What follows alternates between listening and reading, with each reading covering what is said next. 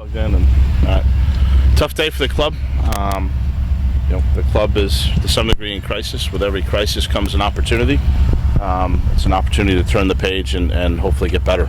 And that's what we're going to focus on. We've not given up on making the playoffs. Help is on the way. It's an organizational decision and one that we support, and every time you guys ask me what I do and opposed to what we do, I tell you the same thing. So it was an organizational call, and certainly I can't appreciate the 8 years of history that Adrian personally has with Ziggy and Ziggy has with him, and Ziggy's meant so much to this club, and as a foundational piece, part of the best launch in professional sports history, won consistently. That's a legacy that is going to be difficult to match, and those are big shoes to fill, and we're going to have to do so carefully and thoughtfully. One of the things we're going to try to move forward positively is with establishing a playing style and a playing identity, and it's one of the things that I think will help us in the long term, and I think it's one of the things that I know I look for in terms of building the team, and will make it potentially easier to build the team going forward. So that's one of the things we'll look to do, and it's one of the things that I think we can get better at, and one of the things that there's a lot of good players here. I don't think we have last place talent, and I think we have some pieces we can build around, and the other thing I'd say is that there's a narrative right now that we've gone younger. We're a young team, and in our best 11 we start usually 2 players under the age of 30, at most 3.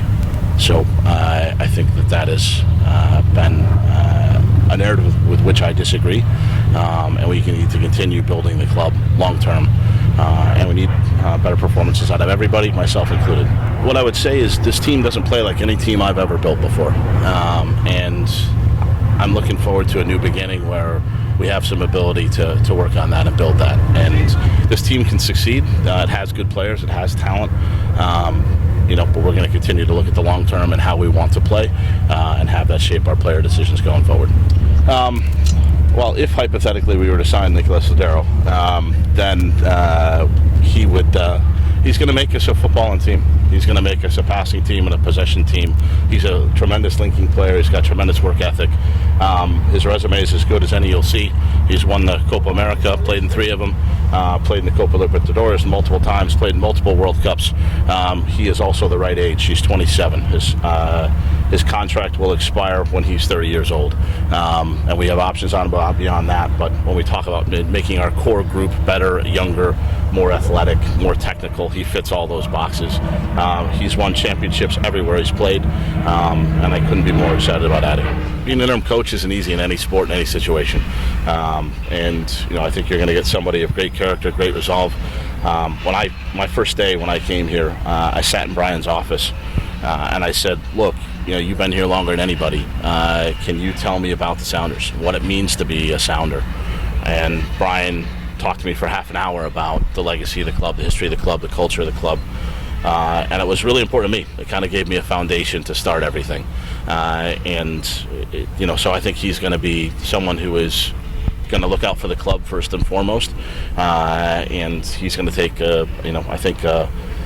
an approach of accountability in our group. You guys can talk to him and hear more from him. But I'm excited to work with Brian. And again, he's going to be a candidate for the job. We're also going to look far and wide for the next coaching candidate. And again, I think it's premature to have a set of characteristics predefined. But certainly that's what we'll work on over the next days and weeks. We lost Oba 2 weeks before the season started. And we worked a long time. It took a long time to get players in here to help. That is something that's certainly the responsibility of the front office and my responsibility. And the reason we did it was because we waited for the player that we thought was our absolute best player.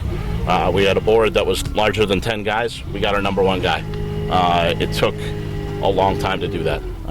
And in getting our guy, we had to get the guy who best complemented him. And so that means 2 players toward the end of the transfer window. We certainly had hoped that we wouldn't have had the short-term pain that we had when Oba left, but we did, and that's certainly on us and our responsibility. And again, we're going to try to look to build for the long term now and make this place, hopefully, eventually, a championship contender. We talked philosophically about what's different. We're not going to be as reliant on one player. We're not going to, have a strategy where we pass the ball to 1 or 2 guys and hope that they score occasionally and don't worry about everything else.